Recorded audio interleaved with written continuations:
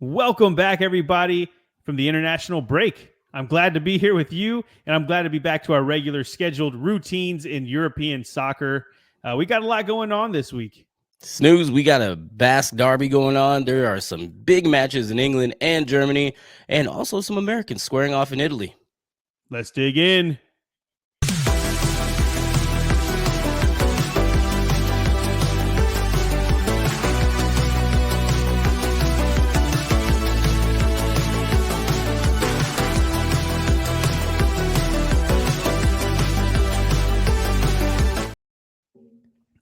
Yes. Gaming.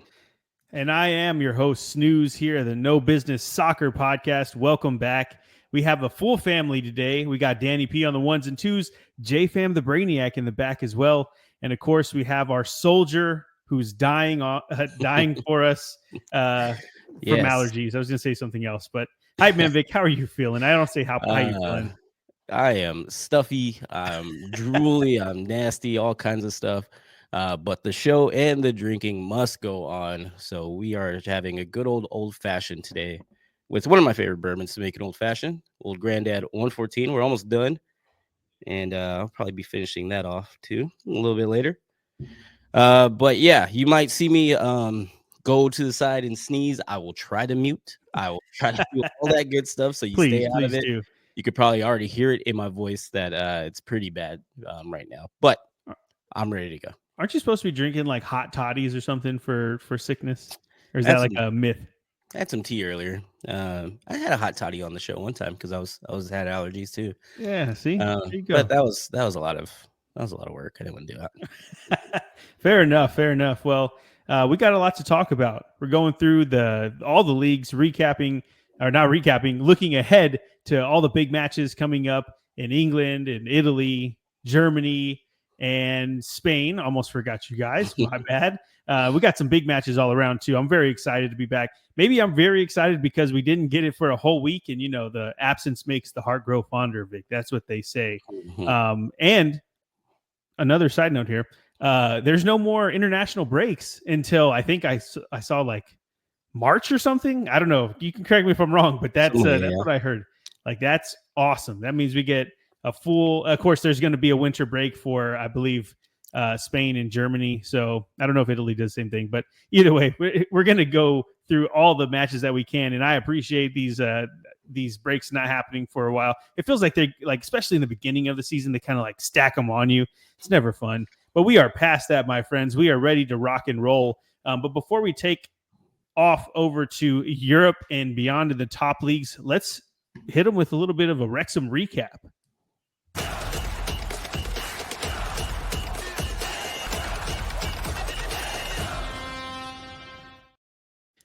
Yes, the Wrexham recap. I'm still trying to convince our friend here, my cohort, or whatever you want to call it. What's cohort? I've never used that word once in my life. I just decided to use it right now. Someone who horts with you, right? Like cohort. All right. Fair enough. Anyway, if you've watched the Wrexham documentary, then you know that Stockport and Wrexham has become a bit of a rivalry. And unfortunately, Wrexham just didn't show up to this one. Stockport dominated this match in the first half, at least. They had nearly 70% possession at the end of the half. And I hate to say it, but if you watch the match, Louis Barry's goal for Stockport was just ridiculous. Like, I watched it on replay a few times, not going to lie. It was awesome. It was very clean from outside the box. He was running the wrong direction 2 seconds before the shot went in. So I don't know. You got to watch it. It's really cool. But Stockport could have had about 3 goals if they had a little bit more luck. But the second half wasn't much better for Wrexham, but it was better. It wasn't much better, but they just couldn't get it done, and they lose 1-0 in this one. And really, the thing that kind of stood out was like it was an international break. So obviously, the big leagues, the top leagues, most of them aren't there. So like this was the only thing on, the only competitive thing that I wanted to watch, and they kind of put on that stinker of a performance. But the good thing is that this result didn't change much for Wrexham as far as the League One table goes. They still stayed in third. But what it did do is allowed Stockport to close that gap to just 1 point now. And that's not good. So next up for Wrexham, though, we have Exeter City this Saturday morning. And they're currently sitting 9th in the table, which is a little bit of a break because they've played people at the very top for the past 2 matches in a row. Exeter are sitting in the top 10, but they only have 14 goals. They've only scored 14 goals, which is 17th out of the 24 teams in League One. But the main reason that they're that high in the table, is because their defense is just ridiculous. They have the best defense in the league. But you know what? You know who's second in League One, Vic? Wrexham. I'll just tell you. So yeah, like your first ranked defense doesn't scare us. We'll take it all day. Because Wrexham are dominating in every category, comparatively speaking. I mean, of course, they have one. They've allowed 10 goals. Wrexham have allowed 11. So, it's not that big a deal. But either way, I feel like it's time for Wrexham to get things back on track. I do feel a bit bad, though, because there's no break for them. They're just constantly going. League One, and I mean, even if they get into the championship next, there's no breaks in these leagues. Are crazy, man. 24 teams, you play all those teams twice. That's a grind. That's a slog, if you will. But either way, that was the Wrexham recap, and we'll check in on them and the European reach around. But for now, I think, Vic, where are we going first? Well, I was going to say it in Italian, but I'm just not going to try. Oh, wait. But let's go to Serie A. Okay.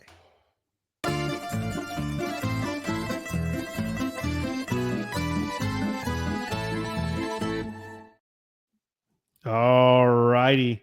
Well, before we get started, Vic, why don't you give us a little recap of what the table looks like? Yeah, so we look at the table. It's a pretty interesting table they got for Serie A over there in Italy. In first place is Napoli, has 26 points, but from first place all the way down to sixth place, only 2 points differentiate those two. So in second, third, fourth, and fifth, you will have with 25 points each Atalanta, Fiorentina, Inter Milan, and Lazio. And then tickling the top 5 is Juve with 24, just outside. And then there's a gap of 6 points down to AC Milan in the 7th spot with 18 points. So it's pretty crazy. It's pretty packed up at the top. And I think we brought that up last time. At the bottom of the table, we have some well-known names. We have our milkmen down there with 9 points, and then fighting for last place is Monza and Venezia with 8 points. Of course, we'll see how that goes. We still got plenty of time for other people to fall down the bottom 3, but we'll see. Well, I'd just like to call out that right before we went on air, we were discussing saying to the Prem and to La Liga, but saying it in their language. And yeah, I kind of forgot it already, so I was like, oh, shit, I was gonna say, you're sick, so I'm not trying to pick on you, but I was hyped for it, man. You didn't even try it. So okay, whatever. Our producers are still doing the research on how to say it. Okay, all right, you get back to them. Yeah, okay, we'll see. Well, let's dig into these fixture lists here. So Saturday in Serie A, we have early Saturday, Inter take on Verona, and that seems pretty straightforward for Inter, with Verona coming into this one having lost 4 of their last 5 matches. But you know how it's been lately whenever we say things are straightforward. I've used it a couple times, and we'll see. I'm going to use it a couple times today, and we'll see how those matches turn out. We also get the battle of the bigs as Milan take on Juventus at the San Siro, and we'll dig more into that one in just a moment. We have Atalanta at Parma, and this one could get ugly as the A has been tearing through the league this season, but Parma, they are coming off that 2-1 win against Venezia, and can they keep that momentum going, Vic? Probably not. Probably not. I'm not going to put money on that one. On Sunday, we have an important relegation scrap between 17th Genoa and 16th Cagliari. What's even more importanter is the fact that Genoa has these sick kits already. They have some of the best kits in the game. And Vic, I don't even know if you've seen this yet, but they dropped an all new black one, and they used the Undertaker as the model for their new black one. If you haven't seen it, it's awesome. It's Actually, I think I saw something like that. Now that you say it, I have to go. Take a look. Yeah. And just to break the fourth wall here, everybody. My boy Hype Man Vic over here loves wrestling, just fanatic. He gets pissed that we have him on Mondays and Thursdays because that's Friday, Raw or whatever. It's Monday, yeah. And Friday night SmackDown. It's the only time y'all want to record, but. But just know that Undertaker did model theirs, and that's importanter than the match. We also Sunday have Como taking on Fiorentina, And our Viola, they have 3 points that they're going to be getting on the road. Let's put it that way. Okay. The only thing cooler than getting 3 points on the road, though, is getting 3 points on the road and being able to spend the weekend at Lake Como, because it's a beautiful place down there. So that pretty much tells you exactly how I feel about the match. Not worried for Fiorentina. If you've seen the past couple podcasts, they've been on a tear. They've been tearing through Serie A, and frankly, any competition they've been in lately. And Como haven't been great as of late. So yeah, let's get it, Fiorentina. And then we have the struggling 11th place Torino take on equally as struggling 19th Monza, as Vic said earlier. Both come in with a 3-game losing streak. So who's going to break that 3-game losing streaks? If they draw, that's probably not good for either one. We're hoping for a win for either. We get the return of Claudio Ranieri to Roma. And too bad it's on the road against Conte's Napoli. You would expect Roma to have a boost after losing 4 of their last 5 matches, but Napoli have dropped points in 2 consecutive matches as well. So I'm curious in this one to see how it goes. I expect Napoli to get all 3 points here, but you never know. Then we go to our old stomping grounds at the Estadio Olimpico to see the 5th place Lazio take on 8th place Bologna. And Lazio come in on a 4-game winning streak, but Bologna are right there with them, coming on a 3-game winning streak of their own. And we'll talk more about that one here in a second. On Monday, a battle for mid-table supremacy goes down. Supremacy is the word I'm looking for. Goes down in Empoli as Empoli faces Udinese. Empoli are unbeaten in their last 2, while Udinese comes into this one riding a 3-game losing streak. So I think if you're putting money on this one, probably go with Empoli. And then we have another important match in the relegation battle in Serie A. Serie A? Serie A. This one's even more important than Genoa and Cagliari, because when Venezia take on the Milkmen of Lecce, it's 20th versus 18th. And folks, I don't know if you know this, but both of those numbers equal relegation as it stands. So they really need to get things going. And important, these matches are basically 6-pointers. Like, it means a lot more to beat someone that you're directly fighting against in the relegation scrap. Okay. Now, let's dig into, let's do Lazio Bologna. Yeah. Reading my notes here, of course. So, Vic, I don't know if you know this, but Lazio is really good. And that's our team there. Yeah. They play in the same stadium as Roma, but yet they are the better team there. And I don't think it didn't feel that way whenever we went to the match. But let's talk about the match first, and we could talk more about this in a second. We've been waiting for the turnaround for Bologna all season. They finished in the Champions League places last season, but their prize for doing so was losing Calafiori, Xerxes, and their manager, Thiago Motta. We've talked about this numerous times since the summer before the season started. But 11 matches into their Serie A campaign, they only have 4 wins, 3 of which have come in the last 3 matches, and those matches were against Roma, Cagliari, and the Milkmen Lecce. So Lazio is obviously not any of those teams, and they're going to be a real test for them. And Lazio, on the other hand, have won 8 of their 12 Serie A matches and are currently on a 6-match winning streak in all competitions. Their last loss was actually over a month ago, and that was to Juve. So Lazio are very in form. It's unfortunate that they also have Fiorentina and Atalanta, who are in more form than them. It's just crazy how good the top of that Serie A table looks right now. I think if we were betting, which we all know Vic is the degenerate gambler here, all signs point to Lazio getting it done. But Bologna might not be rolling over as they would have earlier in the season. This one should be fun. Vic, how much money are you laying on Lazio? I'll do all of it. I'm doing all in. I'm doing just all everything. In okay. Yeah. No, I think they do have to definitely push for it. Like I said earlier, there's two points separating first and sixth. So at that top, like every win, every loss means something. And for Bologna to want to get to those top 6, they have to get a win too. So both teams are going to come for it, but I think it just means a little bit more to Lazio. And I think I see Lazio winning that. Let's do 2-1. It's gonna be 2-1 on that one. 2-1. I say 3-1. I'm going for a little bit more domination. I don't know. Okay. Lazio is really good. The times that I've been excited to watch Bologna, and you got me curious now. Is that how you spell bologna? Like the meat? I think yeah. Is that the same way? Yeah. Wow. It's the same way. That's why I say bologna. Okay. Yeah. Anyway, sure. but the times that I've been excited to see Bologna, I've watched them in the Champions League and a couple of matches in Serie A. They've always just not been that fun to watch. So anyway, yeah, I'm going for Lazio to win 3-1 in this one. Okay, next match. Let's talk about Milan and Juventus. The match between Milan and Juventus will be the 178th Serie A meeting between them. This is all research that I pulled from different sites. So if this is wrong, let me know. Let me know where they are. But I do know that there's a shit ton of times that they have played in the Serie in the Italian top flight. Maybe not just the Serie A. But Milan come into this one 7th in the table, while Juve is 6th. So fairly even if you're looking at just the straight statistics there.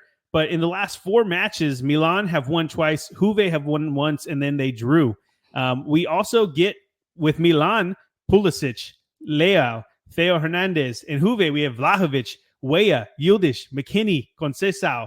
I mean, there's just so many players that we get with this matchup. And recently, there haven't been a ton of goals in these matchups, so it's not like banger after banger.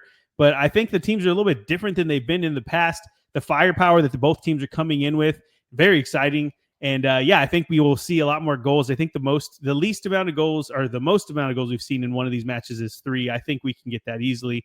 Juve are unbeaten in their last 5 matches, and Milan are coming into this one off the back of that 3-3 draw with Cagliari, which, of course, I've been telling you all season that the Milan team is just weird. They confuse me because, again, they draw 3-3 with Cagliari in Serie A, but the match right before that, they freaking went into Madrid and beat Real Madrid. So I don't know what's going to happen. All I know is this one's going to be fun, and it's American on American action. Who do you think gets this one? I don't know. I'm gonna go with Juve just because Christian might be listening. So my boy Christian at work, he's a huge Juve fan. I'm gonna go with Juve, even though I'm gonna be probably rooting for Pulisic on the entire game. But McKinney's there, Weston McKinney's still there. I was just about to say Tim Weah's on there too. So it's American on American violence down there. It's gonna be fun to watch either way. Yeah, it's gonna be fun to watch either way, and it's gonna be fun to watch either way. Okay. Just want to say it. All right. Those my brain, guys. That's one slip up, you guys. Oh God, you're hilarious. We're gonna put that little cloudy on there. I will say I think Milan get it because they're the home team here. Pulisic, he's obviously having to carry the load for them, but Leao starting to get into form. Yeah, I'll go for a 2-1 win for Milan. Sorry, Christian. Okay. Sounds like we got some lunch going. Oh, is this a lunch bet? Like this is the match we put lunch on? We could do the lunch bet, yeah. All right. Virtual shake. All right. Lunch bet. There you go. All right. Well, I think that this is it for Serie A. I'm very excited for this one. I'm even more excited now. I was already ready to watch that match. Now I'm definitely and just to call it out, because I know you asked me to and I didn't. That match will be going on at 11 a.m. on Saturday morning or Saturday afternoon. That's what I was trying to do when I kept saying that over and over. I was like, I forgot what time it's going to be at, though. So I was like, I just kept saying the same thing over and over. I was going to sarcastically call that out. Yes, we to break the fourth wall again. I was saying that if I forget to say the times, just like when I go to you, just like sarcastically call it out, and I'll know exactly why you did that. I couldn't. Okay. Well, our lunch bet, if you guys want to follow along, Milan, I got Milan, he got Juventus. That's Saturday at 11.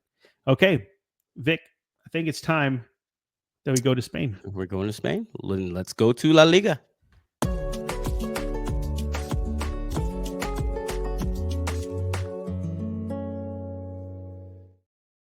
So smooth. So smooth. Just loving it. Okay, chill. Before I start talking a lot, why don't you give us a recap of the table? What that looks like? Yeah, so we look at the table.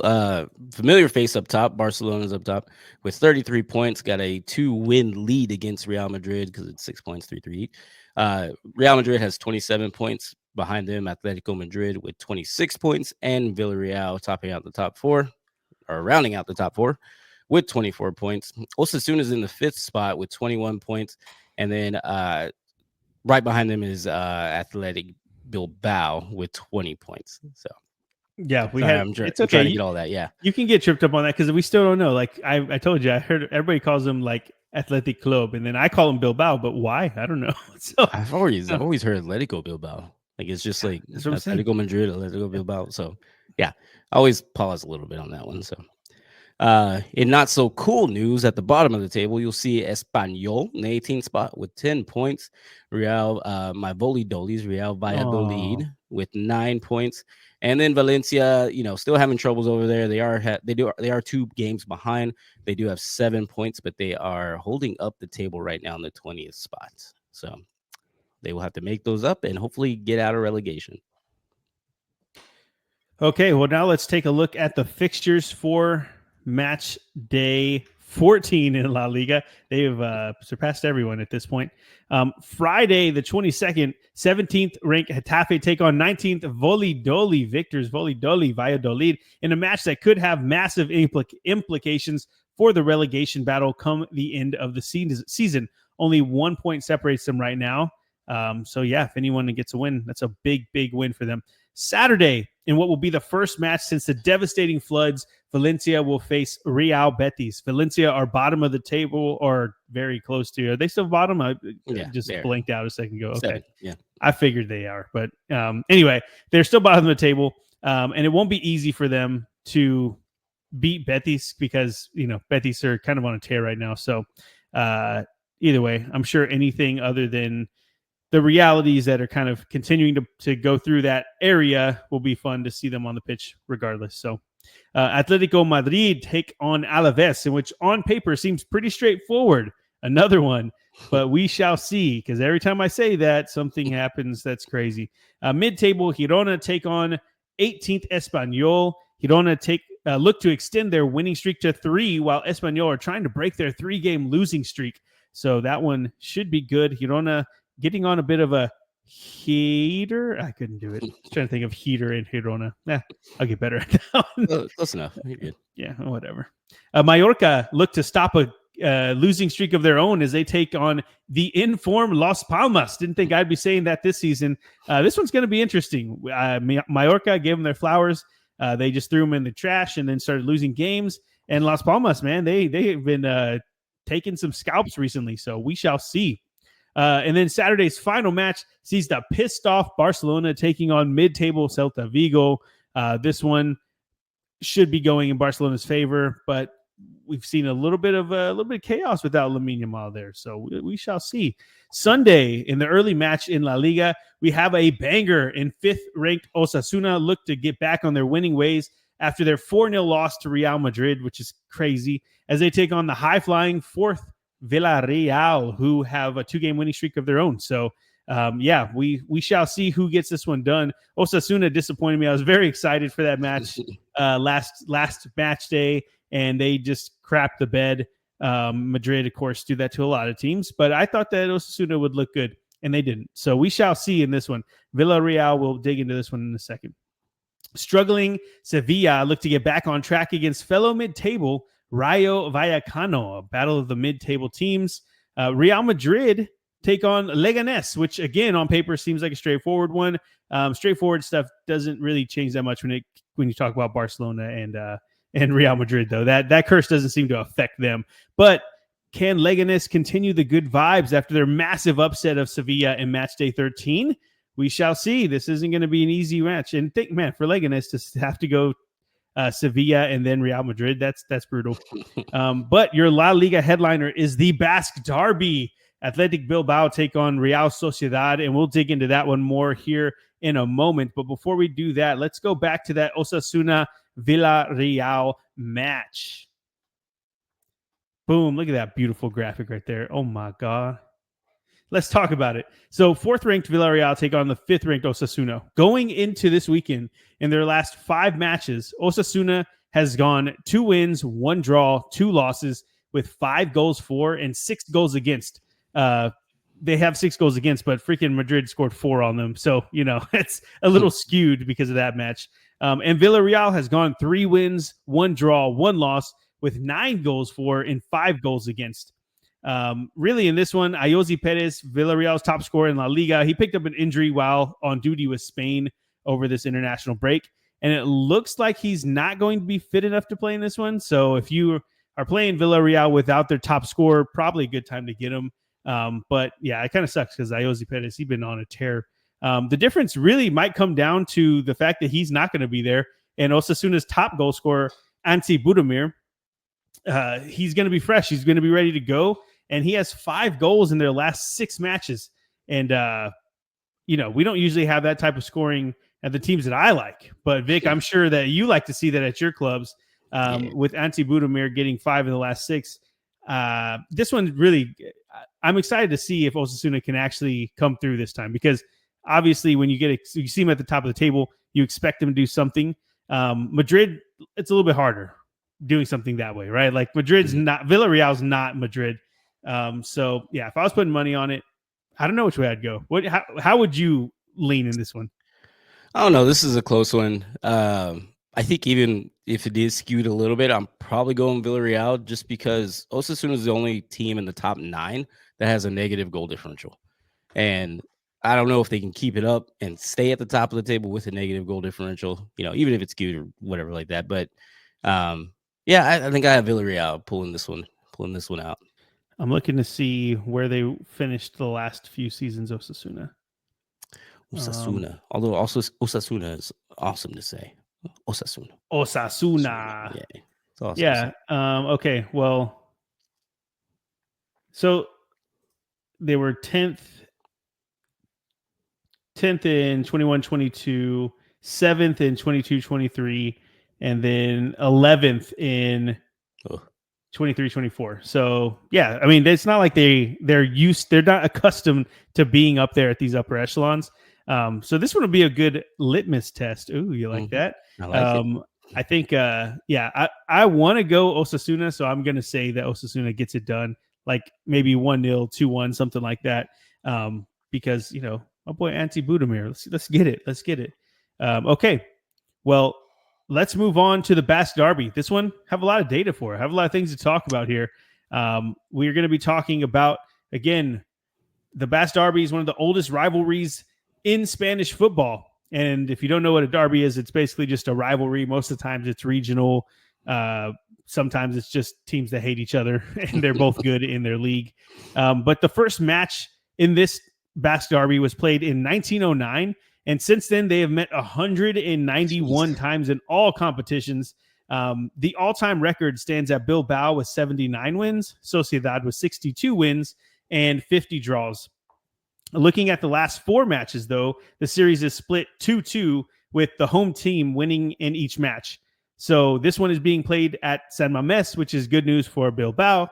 Again, that's a bucket list place that we're going to go to eventually. So yeah, I think that this one, the team's going to be, obviously it's a derby, it's a rivalry. So the fans are going to be up for it anyway, but I just think it's going to ramp up that pressure now that both of the teams are, looking to get things going and kind of get their seasons jump started, if you will. Because Barcelona, they were flying already coming out the gate. So these guys, if they want to get up there, I don't think any of them are challenging for the title this year, but who knows? We're still early.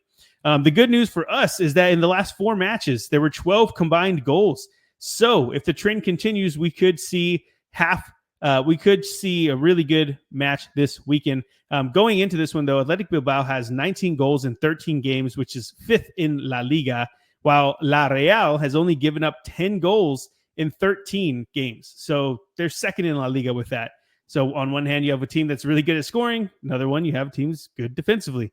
I don't know how this one's going to really go. But just to think about it, Bilbao with the Williams bros, Sunset, Guruzzeta, Sociedad has Kubo, Oyarzabal, Zubamendi. This one should have some fireworks. And all I know is that I can't wait for it. These games are always really good. And especially whenever you look at the way that these matches go in the San Mamés, like the crowd's ramped up, everybody's amped up, and things are hype. And this one is only going to be way more. I think it's a cordial derby. It's not like they're violent. I've seen some where it's crazy. This one's more cordial, but doesn't change the fact these boys are going to be hyped for that game. And Vic, I feel like you have to go for Bilbao, right? I kind of do, yeah, because my uncles did used to live there. They brought me merch and everything like that. But I also like defense, man. Real Sociedad only allowing 10 goals, second in the league. This one's a complete toss up for me. I have no idea. I would probably think a draw. I would just go like 0-0 draw. No, Nil draw. nil. Yeah. I hope not. I hope not. There because the last few matches have been pretty good. So if we are going by that, since Bilbao hasn't really got their goal scorers from last season going. We just talked about it in the last episode. Click here. I'm just kidding. He's not going to do that. But yeah. But so anyway, the because they haven't got their goal scorers going, and the fact that going into this match, the defensively Real Sociedad are looking pretty good. I don't know. I kind of feel like they have the edge there. But the fact that it's being played at San Mamés, I don't know. It's hard. I keep going. Also, flip flopping. it's hard. Yeah, I'm just gonna be a tough gonna. one. Yes, this one, and I didn't say it again. Damn me. Yeah, when is it? When is it, dude? It is 7 a.m. on Sunday morning. And you know what? Yeah. This is a nope, that's not it. That's Osasuna Villarreal. This one is 2 p.m. on Sunday afternoon. Sorry. That's Bilbao and Sociedad. So 2 p.m. on Sunday. You know what? I'm going to turn off the NFL to come and watch this one. I'll tell you that much. I usually have my NFL laptop on one side and then like my screen on the main match I'm watching. I'll see if I can remember to try to stream it while I'm at Reliant Stadium, whatever Houston is. Oh, y'all have plans? I didn't even ask your plans earlier. Yeah. It's okay. Well, what's going on? We'll talk about it. We're me and DJ Danny P in the back. Danny P is a Tennessee Titans fan. They play Houston on Sunday. We're gonna go to the game. His girlfriend bought him some tickets and was like, "Can somebody please go with him instead of me?" And I was like, "I'll go." Oh, yeah, let's do it. So we're going. That's what I'm talking about. We'll talk about it more Monday when we come back and do our next episode. So, okay, are we putting money on the Titans winning because we're going, or you guys are going? No, absolutely not. Never. Absolutely not. Guys are horrible. Do they even have a quarterback? I'm just kidding. I think legally they have to, but not a good one. Yeah. He can't talk any crap back to us right now, and this is awesome. Okay. You can't. You for sure can. I definitely can't either. Yeah, I'm a Cowboy fan. He said bet the house though in our chat. Oh, bet the house. You know what? We'll be watching in spirit, and hopefully his little Tennessee Titans, his cute little Tennessee Titans, can get the win. Okay, enough. Anyway, this is not that's wrong football. Wrong football. Let's get back to the soccer. Okay, well, I think that's it for La Liga. Next up, we are going to the land of bratwurst, to Bundesliga.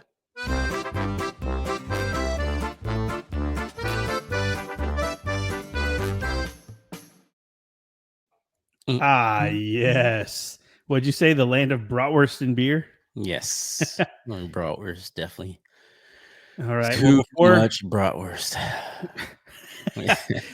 Story for another show. Well, before we get into the matches, Vic, give us a reminder of what the table looked like. Yeah, so let's take a look at Bundesliga table, and you'll see a familiar face up top. Obviously, is Bayern München. They have 26 points, running away with it. The next closest is 21 points, which is RB Leipzig. So they have a 5-point lead. Eintracht Frankfurt has 20 points, 1 point behind them, and Bayer Leverkusen is rounding up the top four with 17 points. But the crazy thing is, 5 points separate fourth spot and the 13th spot. So there's kind of a logjam in the middle, trying to fight to get into the Champions League, into the Europa League. So we'll see how it plays out. It's going to be pretty interesting coming up. Someone who's not fighting to get into any of those leagues is Bochum. We'll start at the very bottom in the 18th spot with 2 points. And that's only because they got a draw.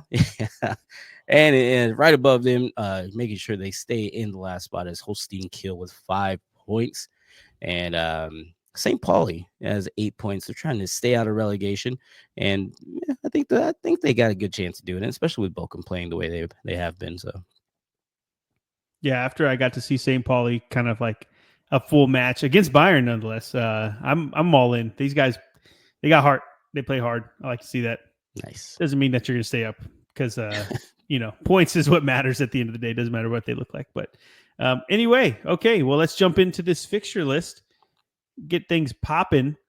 On Friday, we have the dominant Bayern München, take on the surprising Augsburg. Augsburg only have one loss in their last 5 Bundesliga matches, but this one should be fairly one-sided if I had to say.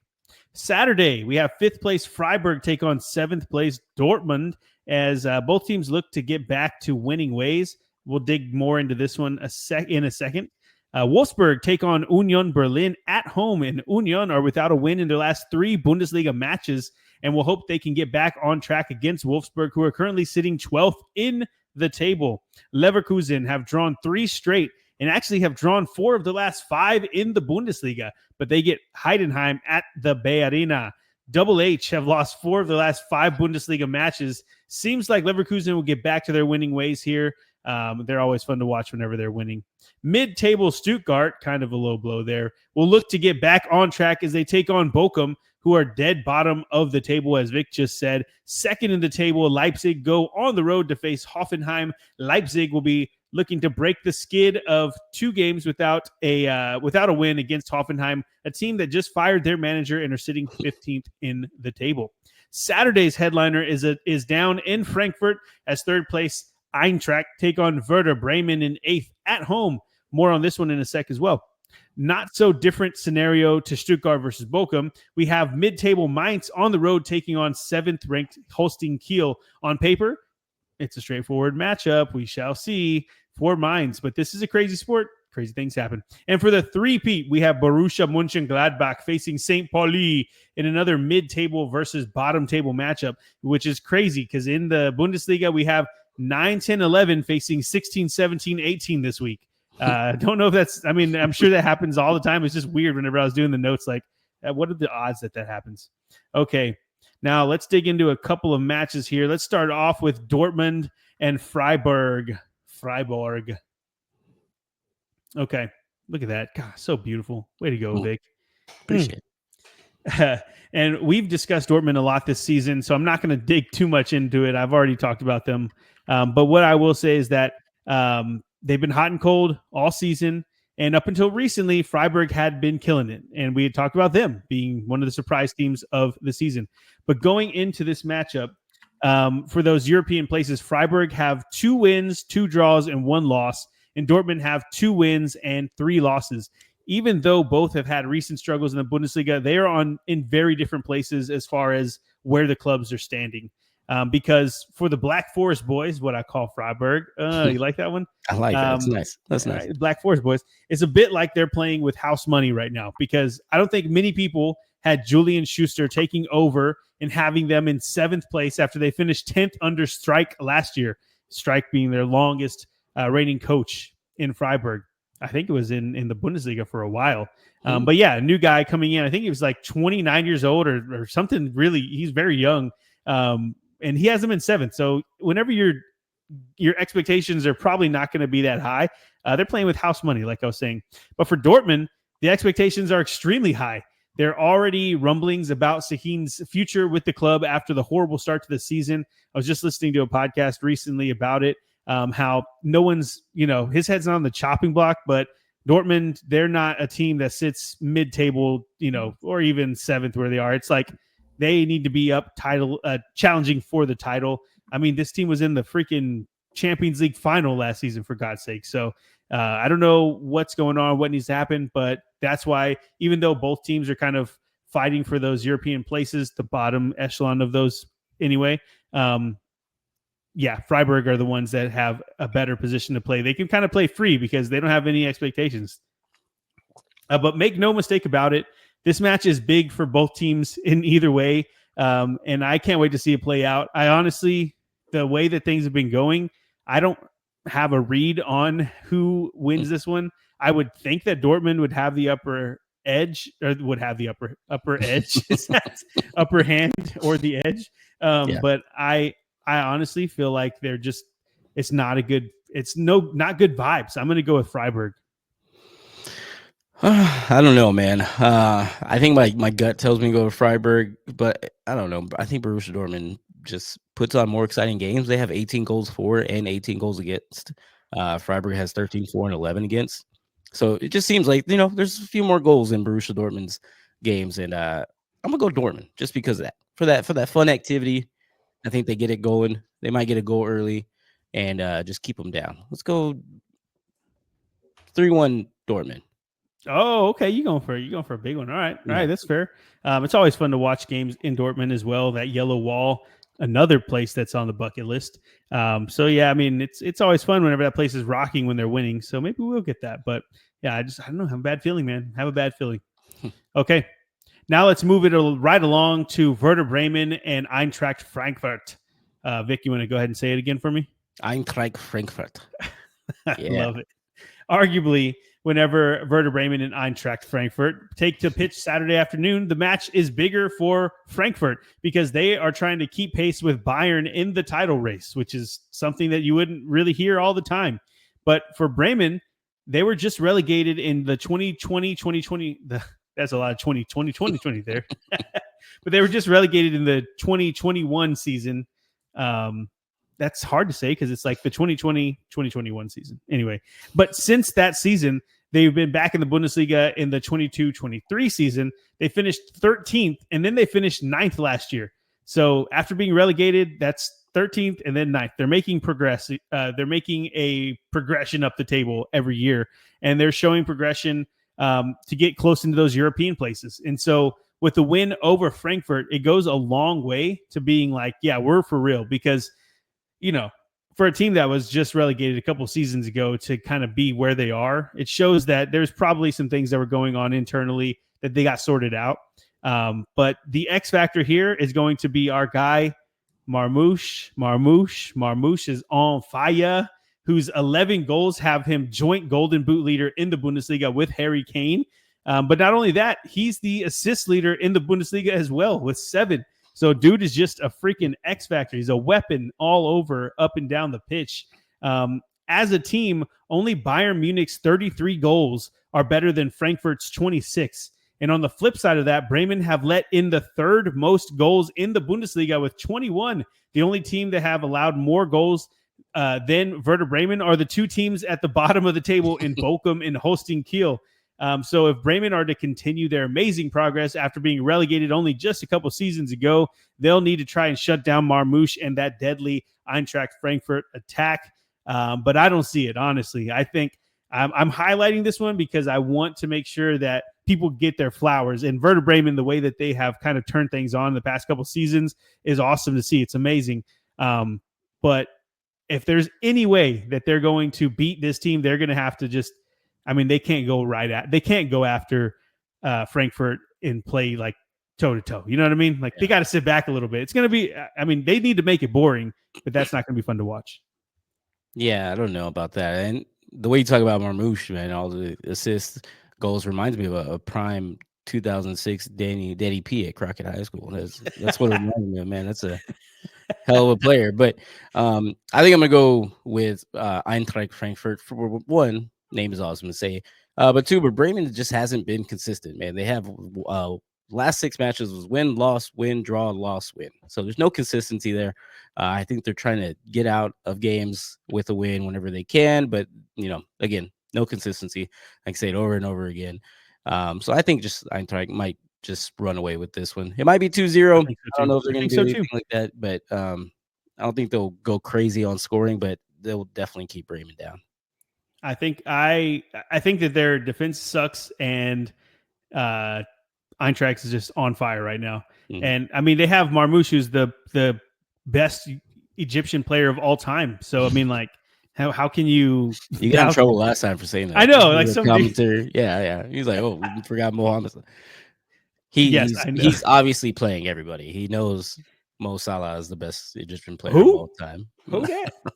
Anyway, but I don't think this one will be particularly close. I hope for Werder Bremen's sake it is, but I can see Eintracht getting 3 to 4 goals in, and then just kind of running away with it. And if that happens, it will be fun to watch because Marmoush is going to be in there doing his thing. So, okay. All right. Well, that's the Bundesliga this weekend. I'm looking forward to it. I think we only have one more place to go, Vic. I think it's everybody's favorite place. On to the Prem.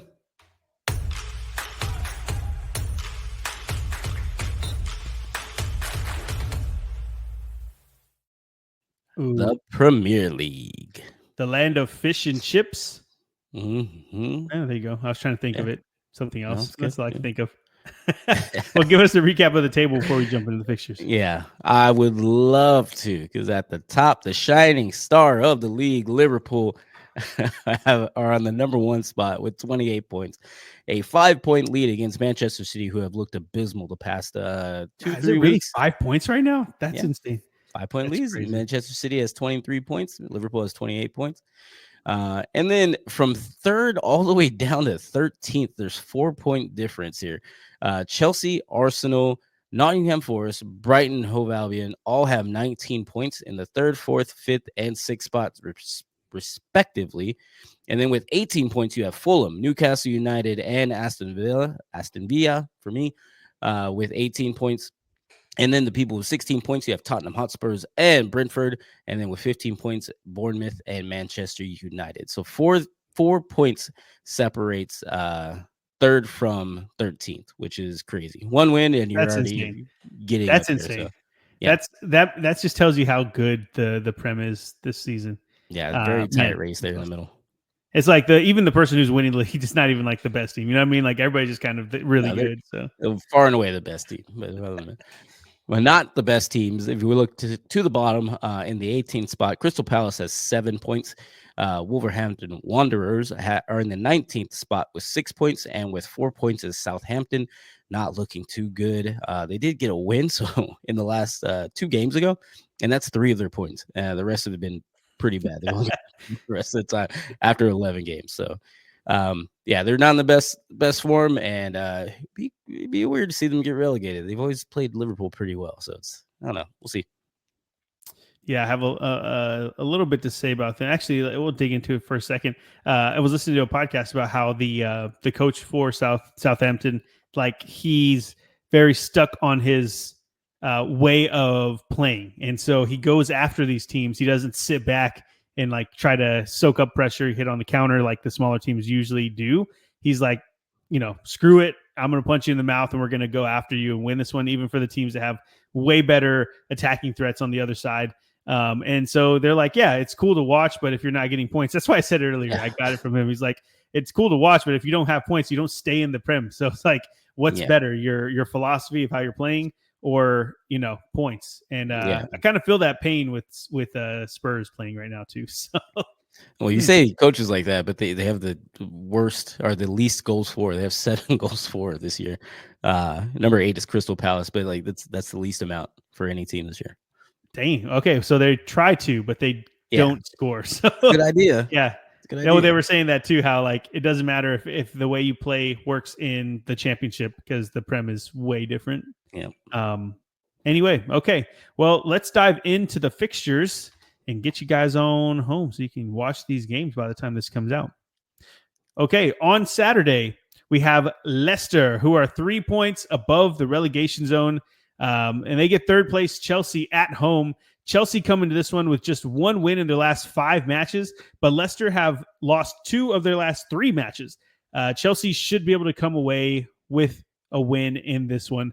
Fulham welcome Wolves to Craven Cottage on the back of 2 straight wins, while Wolves will look to keep the good vibes going after they beat Southampton 2-0 in their last match day. Brentford traveled to Everton to take on the Toffees. The Bees have been hot and cold lately, but Everton have 1 win in their last 5 matches. This one's going to be interesting. We're pro Everton here because of my boy Danny P. There's a battle of the 2 top 5 teams in Arsenal, which checks out, versus Nottingham Forest, which that's weird. We'll check here in a second. We'll dig in more. There's a battle for the South Coast as Bournemouth take on Brighton. Brighton have been a surprise team in the top end of the table, while the Cherries are still looking to get their season back on track.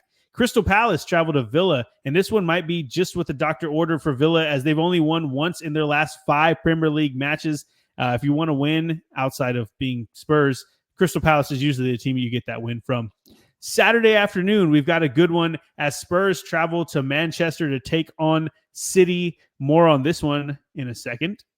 And Sunday, we have top of the table against bottom of the table when Liverpool travel to Southampton. It's been 13 years since the bottom team in the Premier League beat the top team in the Premier League. And do I see this one changing? I don't know. We might end that. Mm. Monday, 8th place Newcastle take on 14th West Ham. Newcastle will look to ride their wave of 2 straight wins, while West Ham will just try to get back on track in the win column after failing to win in their last 2 matches. Okay. Said that like a baby. We call him. I know.